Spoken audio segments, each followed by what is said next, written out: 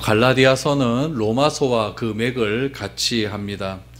구원에 관한 또 복음에 관한 압축적인 그런 메시지가 담겨져 있는 책이 갈라디아서라고 할 수 있습니다. 바울은 갈라디아 지방을 1차 선교 여행 때 다니면서 교회를 세웠습니다. 루스드라, 이고디온, 또 더베와 같은 지역을 다니면서 교회를 세우게 되었습니다. 근데 바울이 1차 선교행을 다니면서 교회를 세운 뒤 한 2년쯤 지난 후에 복음이 변질되기 시작했습니다. 여러분, 어떻게 복음이 2년 만에 변질이 될 수 있을까요? 2년 만에 복음을 들었고 또 복음을 통해서 교회가 세워졌는데 변질된 복음이 그렇게 교회를 완전히 휘잡아서 교회의 기초마저 흔들려 버리게 되자 바울이 굉장히 화를 내기를 시작합니다. 굉장히 분노가 막 일어나기를 시작했죠. 이때 당시에는 바울이 사역의 초창기였기 때문에 굉장히 분노도 컸었고 또 욱하는 마음도 컸었고 혈기를 참을 수 없을 만큼 그렇게 화도 냈던 그런 시기였습니다. 그래서 굉장히 분노함들이 오늘 본문 말씀에 보면은 나타난다는 것을 알 수 있게 되는 것이죠. 그래서 그런 분노함 속에서 바울이 어떻게 너희가 그렇게 변할 수 있느냐, 이런 마음을 가지고 오늘 이 갈라디아서를 기록합니다. 여러분, 세상은 늘 변하지 않습니까? 세상이 변한다는 것은 세상에 속한 세상을 구성하는 사람들이 변한다는 뜻입니다. 복음을 듣고 구원의 감격 속에서 살았던 갈라디아 지방의 교회들이 불과 2년 만에 바울로부터 전해 들었던 복음을 다 잊어버리고 다른 복음을 들었을 때에 여러분, 그 교회는 과연 어떻게 되었을까요? 이렇게 변한다는 것이 여러분 좀 좋은 쪽으로 변하면 좋을 것 같은데 꼭 사람은 나쁜 쪽으로 변하지 않습니까? 이렇게 변한다는 것이 사람의 가장 큰 특징인 것 같고, 하나님을 경험하고 구원의 확신 가운데 그렇게 내가 한번 잘 해보겠다라고 그렇게 신앙생활을 시작했음에도 불구하고 사탄이 늘 언제나 우리를 유혹하게 됩니다. 예수 안 믿는 사람들 사탄이 유혹할 필요가 무엇이 있겠습니까? 예수 잘 믿는 사람들 사탄이 어떻게 해서든지 유혹을 해서 그 복음에서 떠나가게 만드는 그런 일들이 사탄이 하는 일 아니겠습니까? 그러므로 우리 예수를 믿는다는 것, 신앙생활 한다는 것이 그래서 쉽지가 않은 것입니다. 늘 언제나 사탄의 공격 대상 안에 있는 것이고, 그 사탄의 공격을 우리가 깨어있지 않으면 절대로 방어할 수 없기 때문에, 또 사탄의 세력은 우리가 이길 수 없는 그런 세력이기 때문에 우리는 늘 언제나 깨어서 조심하고 근심해야 될 이유가 바로 여기에 있다는 것입니다. 그래서 바울 사도도 이런 마음을 가지고 다시 갈라디아 교회 성도들에게 편지를 보내는 것이죠. 바울이 1차 선교 여행 중에서 세웠던 교회가 지금 시끄러워졌다는 이야기죠. 복음은 변하게 되며 또 복음이 변질되면은 교회는 그대로 무너지고 맙니다. 여러분, 그래서 바울은 복음이 변질되는 일은 목숨과도 바꿀 수 없는 너무나 중요한 일이라는 것을 잘 알고 있었기 때문에 바울은 편지를 쓰는 것이죠. 여러분, 교회는 무엇으로 세워져야 되냐면은 복음을 통해 세워져야 됩니다. 그래서 복음의 출발점이 되어서 복음을 통해 세워진 교회가 복음을 잘 우리가 받아들임을 통해서 교회는 자라날 수가 있고, 그 자라남을 통해서 교회는 풍성한 열매를 맺을 수가 있는 것이죠. 그런데 자라남과 출발과 자라남과 열매 맺는 데 가장 핵심이 되는 이 복음이 변질이 되면은 여러분, 교회가 어떻게 되겠습니까? 금방 넘어지고 쓰러지고 만다는 이야기죠. 그래서 이 변질된 복음, 오늘 바울이 말한 다른 복음, 이 다른 복음을 가지고는 도무지 이 세상에서 견딜 수가 없다는 것을 우리는 기억을 해야 됩니다. 그래서 바울은 이 사실을 너무나 잘 알고 있기 때문에 다른 복음을 듣고 어려워진 그런 갈라디아 지방 교회를 향하여서 이렇게 편지를 쓰는 겁니다. 여러분, 제가 갈라디아 지방 교회라고 하지 않습니까? 갈라디아 지방의 한 교회를 택한 것이 아니라 갈라디아 지방의 여러 교회들이 이 편지를 받고 회신해서 보는 겁니다. 서로 돌려가면서 보는 것이죠. 그런 편지를 오늘 여러분들과 함께 나누면서 이 갈라디아서를 통해서 우리에게 또 주시고자 하는 메시지가 무엇인지를 한번 살펴보았으면 좋겠습니다. 바울이 제일 먼저 이야기하는 것이 무엇인가? 먼저 1절 말씀을 한번 보시죠. 사람들에게서 난 것도 아니요 사람으로 말미암은 것도 아니요 오직 예수 그리스도와 그를 죽은 자 가운데서 살리신 하나님 아버지로 말미암아 말미암아 사도된 바울은 이라고 말합니다. 지금 바울이 갈라디아 지방 교회에게 편지를 쓰는데 제일 먼저 강조하고 있는 것이 무엇이냐면은 나는 사도다, 이걸 강조하고 있는 거예요. 나는 사도다. 지난주에도 말씀을 드렸다시피 복음을 받아들였다 할지라도 율법에서 요구하는 할례와 율법의 행함을 병행해야 우리가 구원을 받을 수 있다라고 생각하는 사람들을 유대주의자라고 그랬죠. 그런 유대주의자들이 바울을 계속해서 지금 전한 복음을 공격을 하고 있는 것입니다. 근데 유대주의자들이 바울이 전한 복음을 공격할 때 제일 먼저 꼬투리를 잡는 것이 무엇이냐면은 사도권입니다. 바울이 사도에 대한 기준, 사울에 대한 어떤 기준이 있지 않습니까? 어떤 것이 사도에 대한 기준이냐면 일단은 예수님과 함께 다닌 사람들이 사도의 기준입니다. 그러니까 12제자들이죠. 그들을 사도라고 하잖아요. 그러니까 예수님과 함께 다니고 예수님의 말씀을 직접 듣고 직접 본 사람을 사도라고 하는데 바울은 그게 아니지 않습니까? 바울은 12제자 중에 들어가 있지 않잖아요. 그러니까 바울은 사도가 아니다라고 먼저 규정을 짓는 거예요. 갈라디아 교회 안에서. 바울은 절대 사도가 아니다.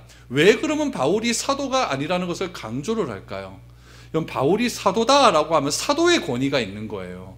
사도의 권위를 가지고 복음을 전하는 거죠. 사도의 권위를 가지고 십자가와 부활을 전하는 거예요. 그러면은 이 십자가와 부활이라고 하는 것이 사도라고 하는 그 권위를 통해서 나갈 때에 더 강력한 메시지가 있는 것이죠. 그런데 이 유대주의자들은 뭐라고 이야기하냐면은 바울은 사도가 아니다라고 이야기하는 거예요. 바울의 사도권을 부정해버리는 거죠. 그럼 바울이 그동안 이야기했던 것이 다 허투루 돌아가는 것 아니겠습니까? 그래서 유대주의자들이 이 교회 안에서 바울이 너희에게 십자가와 부활이라고 하는 이 두 가지를 통하여서 너희들이 구원을 받는다고 했는데 잘 생각해봐라. 바울은 예수님과 같이 다닌 사람이 아니야. 그러니까 바울은 사도가 아니야. 사도가 아닌 사람이 말하는 게 무슨 그게 큰 그 진리이겠느냐. 진짜 진리는 복음과 십자가도 중요한데 거기에 플러스 뭐가 있어야 된다? 할례를 받아야 된다. 할례도 받고 율법을 잘 지켜야만 구원을 얻는 것이다 라고 유대주의자들은 이야기하는 것이죠. 그래서 계속 다른 복음을 이야기하면서 또 하나 잡는 것은 무엇이냐면은 바울은 뭐가 아니다? 사도가 아니다라는 것을 지속적으로 강조하고 있는 것이죠. 그래서 바울이 이야기하는 것이죠. 나는 사도가 맞다라는 것을 강조하는 거예요. 그래서 1절을 다시 보시죠. 내가 사도가 된 것은 사람 때문에 된 것도 아니다. 사람에 의해서 된 것도 아니고 사람으로 말미암아 된 것도 아니고 누구 때문에 됐다? 예수님을 죽은 자 가운데서 살려내신 하나님께 때문에 내가 사도가 되었다라는 사실을 분명하게 말하는 거죠. 그러니까 자신의 사도가 되었다라고 하는 것은 사람에 의해서 된 것이 아니라 예수 그리스도를 죽은 자 가운데서 살리신 하나님으로 말미암아 내가 사도가 되었다. 수동태 형태를 쓰잖아요. 그렇죠? 누구로 말미암아. 그러니까 내가 사도가 된 건 내 스스로 된 것이 아니라 하나님에 의해서 나는 사도가 되었다라는 것을 강조하고 있는 것이죠. 그래서 이 바울의 사도권은요, 늘 언제나 여러분 서신서를 읽어보면 계속 나와요. 고린도 후서에도 보면 바울의 사도권 문제가 나와요. 사도가 되면 그래도 뭔가 좀 체험을 해야 되는 것 아니겠느냐. 사도가 되면 기도하다가 뭐가 좀 보여야 되는 것 아니냐. 근데 바울은 그런 것도 하나도 없이 무슨 사도가 되느냐. 그러니까 바울이 뭐라고 얘기합니까? 내가 부득불 내가 14년 만에 이야기한다 그러면서 나도 하늘 갔다 왔다라고 하면서 자기의 영적인 체험을 이야기하지 않습니까? 그러니까 이 바울의 이 사도권 문제가 굉장히 초대교회 때 완전 어지러운 그런 상황이 있었는데 바울의 사도권 되는 것은 내 힘에 의해서 된 것이 아니라 오로지 하나님에 의해서 내가 사도로 부름을 받았다라는 것을 지금 강조하고 있는 겁니다. 여러분 사도라 그래요. 사도의 뜻이 뭐냐면은 보냄을 받은 자입니다. 보냄을 받은 자. 그러니까 누군가에 의해서 보내졌다라고 하는 의미 아니겠습니까? 그러니까 바울이 하나님의 은혜로 하나님으로 말미암아 나는 보내졌다 이것을 이야기하는 것이죠. 그래서 나는 사도다라는 거예요. 요즘은 가만히 보면은 목사를 이렇게 볼 때도 그냥 목사로서 보면 되는데 다른 거를 많이 봐요. 기독신문 이렇게 봐도 여러분 제일 중요하게 본 게 뭐냐면 어느 대학 출신이냐. 요즘 대학교 갖고도 되지도 않습니다. 요즘은요. 박사학위가 하나 있어야 돼요. 어느 대학 박사 출신이냐. 또 박사도 또 그냥 있으면 안 돼요. 그 박사가 논문이 어느 칼럼지에 씌어가지고 어느 정도로 공인을 받았느냐. 이걸 또 중요하게 여기고, 또 이것으로 또 안 되는 거예요. 이 양반이 어느 교회 출신이냐. 이거를 보는 거죠. 제가 이걸 가만히 보다 보니까 이거 무슨 대기업에서 뭐 그 중역 이렇게 하다가 중간에 뭐 퇴직돼가지고 중소기업에서 뭐 중역 사원 뽑는 그런 것 같아요. 꼭 그런 느낌을 받습니다. 여러분, 교회 성도들도 그렇잖아요. 어느 교회 다니냐, 너는? 어느 교회 다니냐? 나는 어느 교회 다니는데 어느 교회 출신하는 장로다, 권사다. 이게 더 중요한 그런 시대가 된 것 같아요. 그런 것들이 다 뭐냐면은 오늘 본문의 말씀처럼 사도의 스펙을 보는 거죠. 근데 여러분, 절대 그런 것이 중요한 것이 아닙니다. 여러분, 중요한 것은 무엇이냐면은 내가 어떤 믿음을 가지고 있느냐, 이게 중요한 거예요. 이 믿음은 무엇이냐면은 내가 하나님에 대한 믿음이 얼마나 되고, 또 하나님을 얼마나 신뢰하고, 그 하나님을 신뢰하는 만큼 내가 얼마나 살려고 몸부림치고 있느냐, 이것 다음에 그 다음 것들이 와야 되지. 요즘 시대는 이게 거꾸로 되어버렸어요. 스펙이 좋으면 이게 당연히 따라온다, 이런 식으로 되어버리니까 굉장히 지금 학교에서도 지금 보면은 옛날 같으면 총신 졸업하면 다 사역지로 나가는데 요즘 그렇게 나가는 사람 없습니다. 다 미국으로 갑니다. 미국 가서 뭐 하나 받아와야 되는 거예요. 그렇지 않으면 어디 갈 데가 없는 것이죠. 이런 현실의 시대를 살아가고 있는 거예요. 여러분, 왜 그런 바울이 자꾸 이게 사도권의 문제가 되느냐. 바울을 딱 보면요, 저처럼 이렇게 좀 키도 크고 잘생기면 모르겠는데 이 사람은 그렇지가 않아요. 일단 전승에 의하면은 키가 작습니다. 작고 대머리예요. 거기다가 코는 매부리포입니다. 또 일단 또 못생겼어요. 또 눈에 안질이 있어요. 그러니까 맨날 눈물이 나요. 그러니까 뭐가 낍니까? 눈곱이 껴 있어요. 그러니까 이렇게 좀 추리한 사람이 무슨 사도겠느냐. 이런 외형적에서 오는 그런 갈등도 굉장히 많이 있었다는 이야기죠. 그러니까 바울이 고린도후서에 보면 맨날 하나님께 기도하잖아요. 하나님, 내한테 이 병이 하나 있습니다. 이 병 좀 제발 좀 고쳐주십시오. 그러면 내가 좀 뭐 어떻게 좀 안 되겠습니까? 이런 기도를 그렇게 하는데 하나님께서 그 기도를 들어주십니까? 안 들어주십니까? 안 들어주세요. 바울이 얘기할 때 3번이나 기도해. 이거는 많이 했다는 얘기예요. 그래서 안 들어주시니까 바울이 고백이 뭐냐면 그 은혜가 내게 족하다. 그 가시를 통해서 내가 하나님을 더 찾게 하시니 그 은혜가 내게 족하다라고 하는 그런 고백을 하지 않습니까? 그러니까 사람들의 관심은 바울의 외형을 보고 사도가 진짜 맞냐라고 이렇게 판단을 하는 경향이 굉장히 많았죠. 그러나 바울은 당당하게 말을 합니다. 사람에게서 인정받는 기준 때문에 내가 사도가 된 것이 아니라 하나님께서 나를 보내주셨기 때문에 나는 사도가 되었다라고 말을 합니다. 바울에게 있어서 굉장히 터닝 포인트는 다메섹의 사건 아닙니까? 다메섹에서 하나님을 만나잖아요. 주님을 만나잖아요. 주님을 맞고 강한 빛이 팍 비쳤을 때 바울의 눈에 비늘 같은 게 싹 씌었어요. 그래서 앞을 보지 못했죠. 그래서 굉장히 방황하고 있을 때 하나님께서 아나니아라고 하는 한 사람을 보내어 주셔서 왜 바울을 네가 가서 기도해 주고 그를 구원해 줘야 되는 거를 이유를 말을 합니다.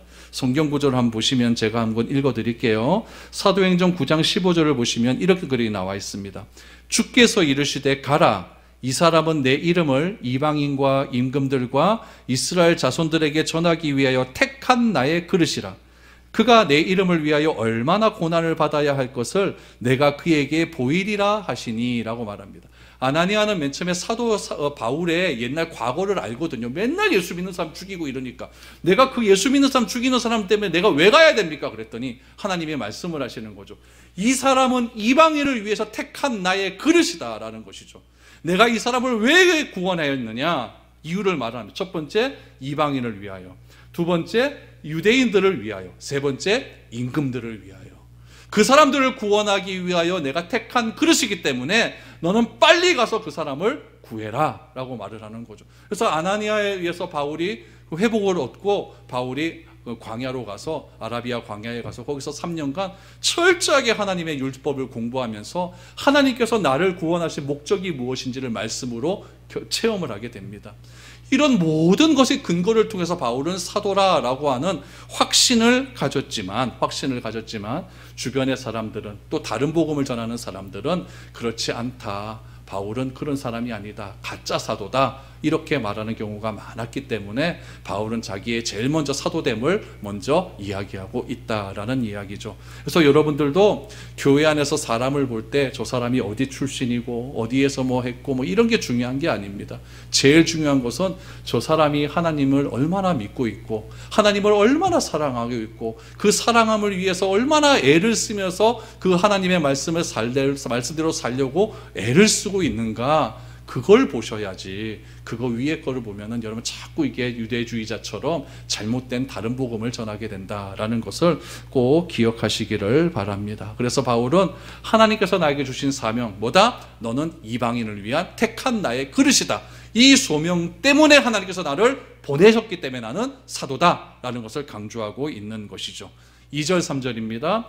함께 있는 모든 형제와 더불어 갈라디아 여러 교회들에게 우리 하나님 아버지와 주 예수 그리스도로부터 은혜와 평강이 있기를 원하노라 라고 말합니다. 여러 교회라고 이야기하죠. 여러 교회. 무슨 교회일까요? 바로 바울이 말한 여러 교회, 이고니온 교회, 루스드라 교회, 더베 교회, 이런 교회들이겠죠. 그런 교회들에게 내가 이 편지를 너희에게 보낸다라고 말합니다. 그러면서 이 교회에게 제일 먼저 하고 싶은 말이 있는 거예요. 그것이 무엇이냐면은 은혜와 평강입니다. 여러분, 평강이라고 하는 것은 굉장히 중요한 말이에요. 예수님께서 부활하셔서 두려워 떨고 있는 제자들에게 제일 먼저 하신 말씀이 무엇이냐면은 평강이 있으라라고 하는 말 아니겠습니까? 여러분, 오늘날처럼 불안한 시대가 어디 있겠습니까? 굉장한 불안한 시대를 살아가고 있잖아요. 그 불안한 시대를 살아가는 사람들에게 평강이 있으라처럼 안심이 되는 그런 말이 없습니다. 이런 시대에 우리에게 요구되는 것 바로 샬롬, 평강 아니겠습니까? 그래서 이 샬롬의 능력, 이 평강의 능력을 경험하는 것이 바로 무엇이냐면은 은혜라는 이야기입니다. 여러분, 은혜라는 것은 무엇이냐면 제가 감감히 생각해 봤어요. 도대체 은혜가 무엇일까? 은혜가 무엇일까? 감감히 생각해 보니까 은혜를 아는 것이 은혜입니다. 이해가 됩니까? 은혜를 아는 것이 은혜다. 여러분, 매일 은혜 달라고 기도하잖아요. 매일 하나님 우리에게 은혜를 주십시오라고 말하잖아요. 그런 의미에서 은혜를 아는 것이 은혜입니다. 그러면은 은혜를 달라고 기도하는데 그럼 어떤 은혜를 달라고 하는 것이냐? 은혜도 모르면서 그냥 무작정 은혜를 달라고 하는 거, 이것도 좀 이상하지 않습니까? 그러면 의미에서 은혜를 아는 것이 진짜 은혜다라는 것을 꼭 기억했으면 좋겠습니다. 여러분, 우리는 은혜를 받았잖아요. 여러분도 은혜를 받았습니다. 그럼 어떤 은혜 받았습니까 도대체? 어떤 은혜를 도대체 받았습니까? 여러분, 내가 어떤 은혜를 받았는지 알 수 있게 되기를 원합니다. 그것이 진짜 은혜라는 거예요. 다 가졌지만 만족 못하고 욕망에 시달리고 더 가지고자 하는 욕심 가운데 살아가는 사람들이 얼마나 많이 있습니까? 그러나 내가 은혜 받은 것을 알게 된다면 내가 가진 것이 좀 부족하다 할지라도 은혜가 넘치게 된다는 이야기예요. 제가 이 말씀을 준비하다가 어떤 목사님의 그런 설교를 한 편 들었어요. 은혜에 대한 설교. 완전히 망했나 봐요. 교회도 망하고 완전히 망했나 봐요. 망해가지고 정말 자포자기입니다. 여러분, 목사가 교회에 사람들이 하나도 안 오고 완전히 교회가 문 닫을 쯤 되면 그건 자기 정체성 다 날아가거든요. 그때 그 목사님이 가만히 기도하다가 하나님께서 주신 말씀이 하나 있었대요. 그게 뭐냐면 시편 23편이에요. 여호와께서 나의 목사시니 여호와는 나의 목자니 내게 부족함이 없으리로다. 다 망했는데 무슨 부족함이 없다는 겁니까? 그래서 이 목사님이 시편 23편을 그때 암송하기 시작했대요. 여호와는 나의 목자시니 내게 부족함이 없다. 그가 나를 푸른 출방으로 인도하시고 쉴만한 자리로 인도하시는구나. 그거를 쉬지 않고 매일매일 암송을 했나 봐요. 매일매일 암송을 했는데 어느 날 갑자기 진짜 자기 마음 가운데 진짜 내가 부족함이 없다라는 것을 깨닫게 됐나 봐요. 그러면서 딱 하시는 말씀이 무엇이냐면은, 우리가 하나님의 말씀을 먹게 되면 그 하나님의 말씀 먹음을 통하여서 내가 그 안에서 자유함을 누리는구나. 진리를 알지니 진리가 너희를 자유하게 한다는 말이 무슨 말인지를 그 말씀을 통하여 깨닫게 됐다는 얘기예요. 저는 그 말을 듣는데 막 전율이 쫙 내리더라고요. 아, 말씀을 먹는다는 게 그런 거구나. 단순히 내게 부족한 것이 무엇인가 물질을 통해서 채워지는 것이 은혜가 아니라 진짜 하나님의 말씀이 내 입으로 들어와서 내가 그 말씀을 먹음을 통하여서 내 가운데 참된 풍성함을 누리게 되는 것, 그것이 진짜 은혜로구나 라는 것을 그렇게 얘기하는 거예요. 그러면서 아무것도 없으면서, 교회도 망하고 아무것도 없으면서도 자기가 그렇게 은혜가 충만하게 되고 평강하게 넘쳤다라고 하는 그런 메시지를 듣게 되었습니다. 여러분, 그럴 때 우리 가운데 뭐가 넘칠까요? 평강이 넘치는 거예요. 그래서 은혜와 평강은 두 개의 기둥입니다. 은혜가 무엇인지 알게 되면 평강이 넘치게 돼요. 평강이 혼자 넘쳐지는 것이 아니죠. 그러므로 이 평강, 샬롬, 평화라고 하는 것은 하나님의 은혜를 내가 말씀을 통하여서 체험되어질 때 평강이 찾아올 수 있다는 이야기죠. 그래서 바울은 이야기합니다. 내가 누구냐? 하나님께서 나를 사도로 삼아주시고 함께 있는 모든 형제들, 더불어 있는 갈라디아 지방 모든 교회들에게 우리 하나님 아버지께서 주시는 은혜와 평강이 너희에게 있을지어다 라고 이렇게 먼저 인사를 보내는 거죠. 그래서 여러분들도 우리 집에 가면은, 우리 다른 집에 가면은 하나님 이 집에 은혜와 평강이 넘치기를 원합니다 라고 그래서 기도한 것 아니겠습니까? 그런 기도 때문에 그 집안에 평강이 넘치고 은혜가 넘친다고 하는 사실이 우리 가운데 얼마나 기쁨이 되는지 모릅니다.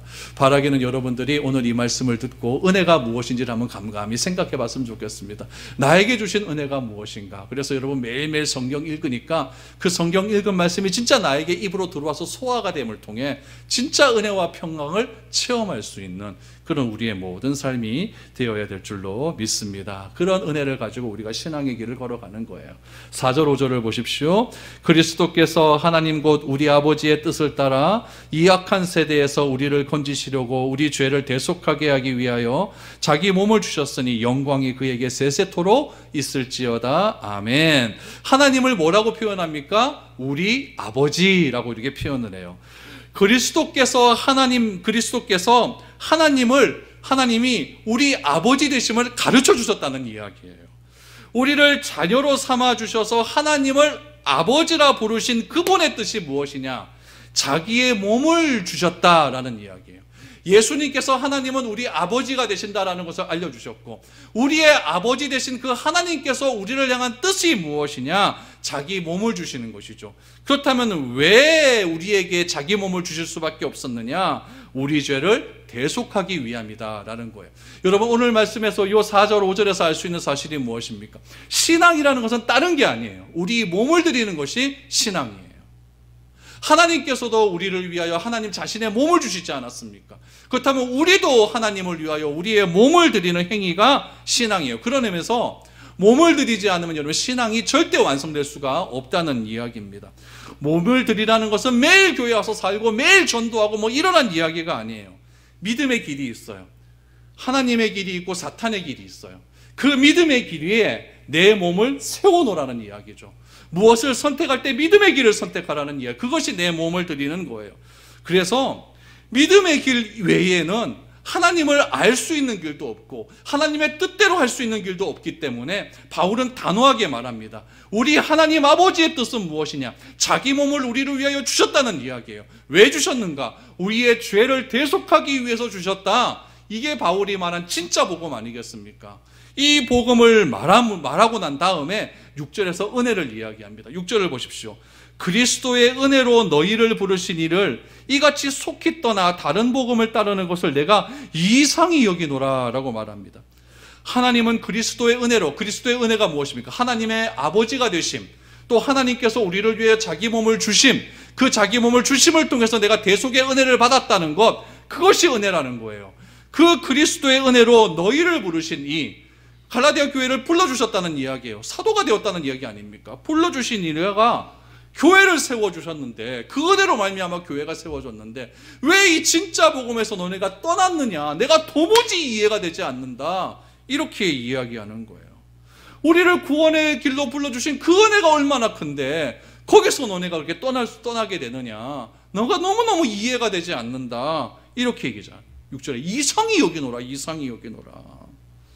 그래서 바울은 이야기하죠. 우리는 그리스도의 은혜를 통해서 구원을 받은 것이지 다른 것이 거기에 끼어들 수가 없다라고 이야기한 겁니다. 그런데 여러분, 우리도 그래요. 맨 처음에는 예수님의 은혜로 내가 구원받았다는 확신이 딱 생겨요. 근데 자꾸 신앙생활 하다 보면은 내가 뭘 좀 해야 될 것 같아요. 교회에서 뭘 안 하면은 자꾸 하나님께서 나의 구원을 빼앗아 갈 것 같고 막 그런 마음이 들 때가 있어요. 지금 고린도 교회, 갈라디아 교회도 그런 마음이 들기를 시작한 거죠.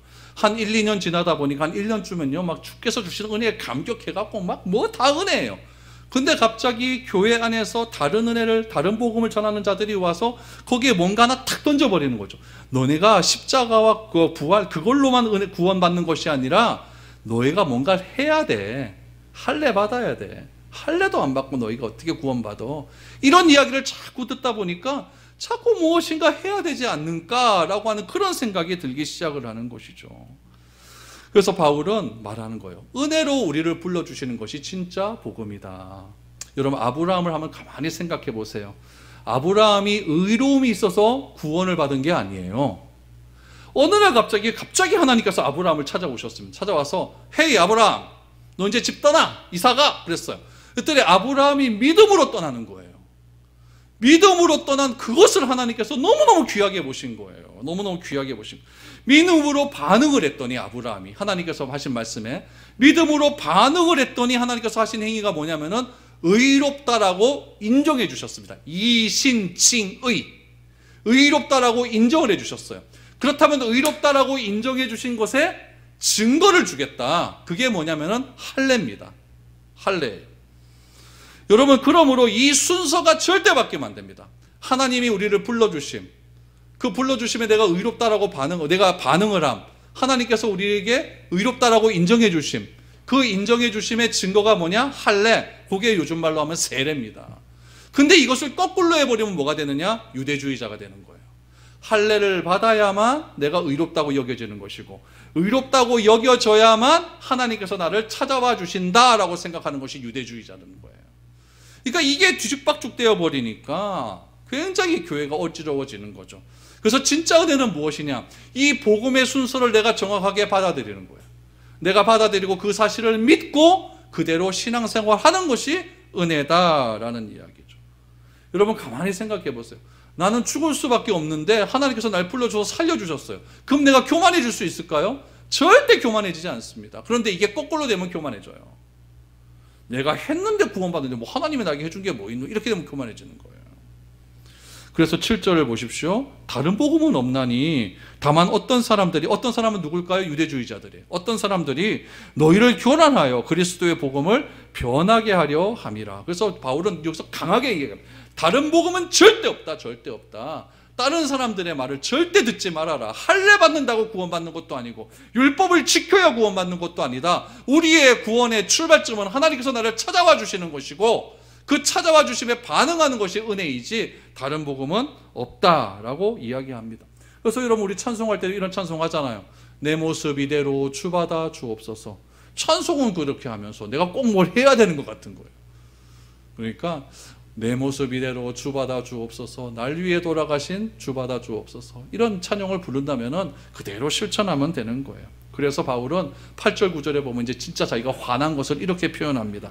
8절 9절 보십시오. 그러나 우리나 혹은 하늘로부터 온 천사라도 우리가 너희에게 전한 복음 외에 다른 복음을 전하면 저주를 받을지어다. 우리가 전에 말하였거니와 내가 지금 다시 말하노니 무릇 만일 누구든지 너희가 받은 것 외에 다른 복음을 전하면 저주를 받을지어다. 저주라는 얘기를 하는 거예요.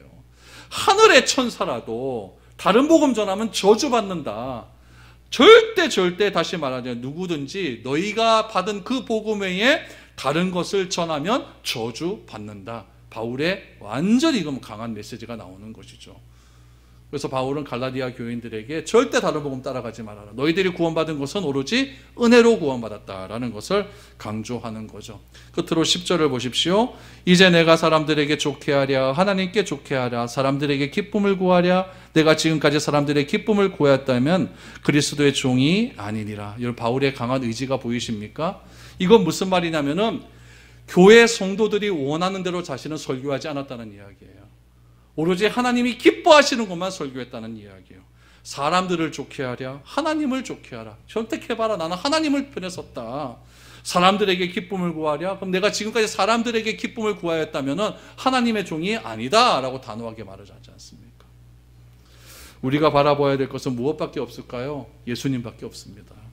예수님만 바라보십시오. 교회에서 무슨 일을 해야만 내가 변화되는 것이 아닙니다. 무슨 프로그램이 많아야 변화되는 것이 아닙니다. 여러분, 내가 예수님과 얼마나 친밀한 관계에 있는지, 그게 중요한 거예요. 여러분, 요셉이 감옥에 있었어요. 감옥에 있었는데 왜 요셉이 그 안에서 형통했는지 아십니까? 요셉은 그 환경에 의해서 그가 좌지우지가 되는 것이 아니라 하나님과의 관계가 너무나 철저했기 때문에 그 관계를 자기가 처한 환경과 바꾸지 않았기 때문에 늘 언제나 요셉의 삶은 형통했던 거예요. 그런데 사람들은 자꾸 요셉의 요셉 창세기 한번 보십시오. 요셉이 감옥에 갇히고 요셉이 오해받고 이럴 때 하나님이라는 말 한마디도 안 나옵니다. 요셉이 기도한 내용도 단 한마디도 안 나옵니다. 그러나 요셉이 그 말한 모든 행동 속에 요셉 가운데 깊이 깔려 있는 건 뭐냐면은 하나님과의 관계입니다. 그 하나님과의 관계를 환경과 바꾸지 않았기 때문에 그는 어디를 가든지 형통하였다, 이렇게 나오는 거예요. 우리도 그런 삶이 되어야 될 것 아닙니까? 하나님의 은혜로 구원받았다면 조금 못하고 조금 모자르고 조금 안 좋고 남과 비교해 보니까 난 좀 안 되는 것 같고 이런다고 좌절하거나 그렇게 하지 마십시오. 우리는 하나님과의 관계가 더 중요한 것이고 그 관계로 인하여서 이 환경을 이길 수 있는 힘이 우리 가운데 있는 것이지, 환경 때문에 내 믿음이 무너지면 그건 참된 믿음이 아니라는 이야기죠. 오늘 바울은 그렇게 이야기합니다. 그래서 여러분, 성경 열심히 읽으십시오. 열심히 읽으시고 주님이 나에게 하시는 말씀을 먹으십시오.